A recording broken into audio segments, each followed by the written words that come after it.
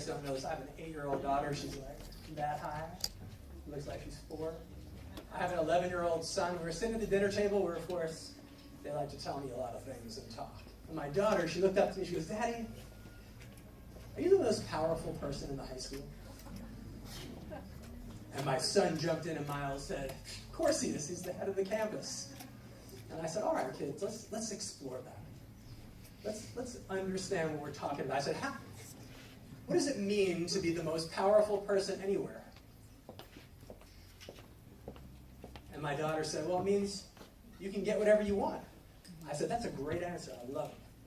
Let's work that through." So here's what I want. I want every single day to walk into a classroom and see every student in that room engaged, curious, active, dynamic, participating, questioning, critiquing. That's what I want. Do I have power over that?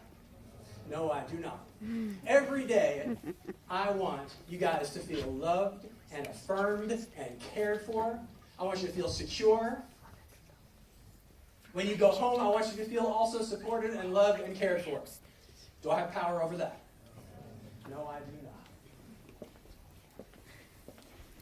Ideally, I would like all of you to find your passion, to participate in something the school is offering.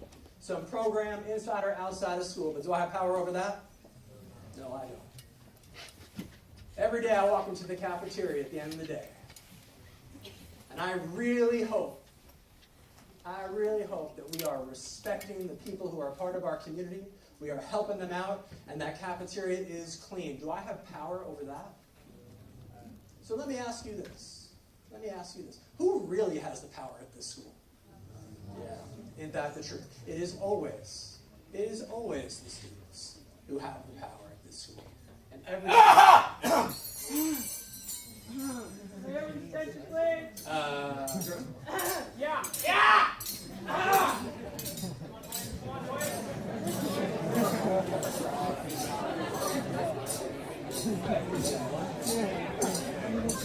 Thanks for that. You hear me? Yeah. Okay. Good. Great.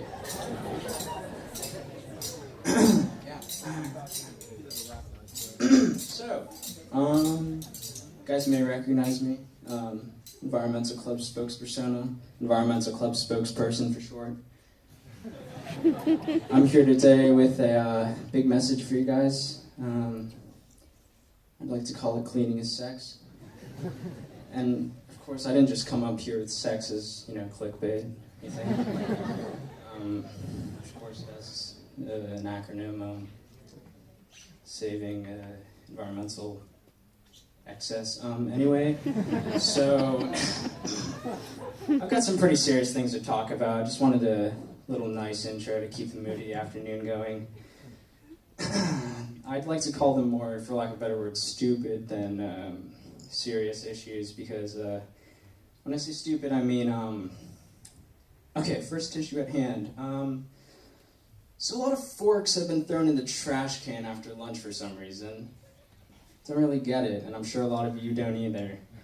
I feel like you guys wouldn't be throwing, can you hold this? Thanks, Megan. I feel like a lot of you would not throw your silverware away with your trash, which I could get because it's a sensible thing to do, but some people have done it. And I guess I could relate to you if, lost all nerve control in your right hand, just fell in the trash can.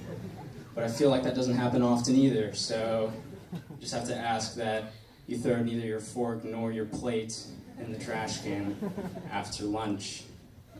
Second issue at hand, a lot of people are throwing PET bottles in the trash can for another reason that we don't quite get. There are PET bottles, at least 2 on basically every floor. If you can't be asked to do it in the lunchroom, on the way to your next class after lunch, I'm sure you will find a PET bottle on the way there.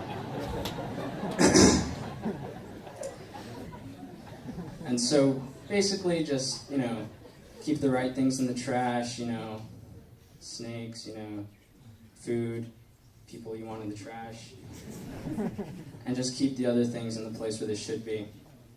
And then so, also going to talk about things that we're about to do.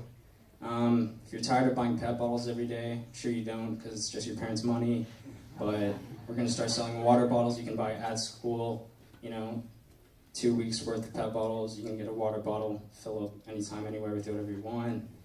You know, it's sensible, again, instead of throwing them all in the trash.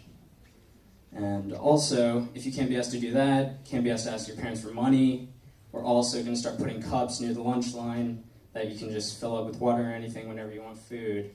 So if you're just that lazy, you can just fill it up, and if it's a popular thing, we can put out jugs and you fill up water.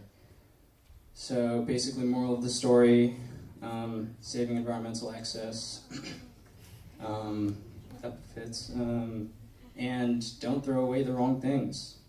That's what we all got for you guys today.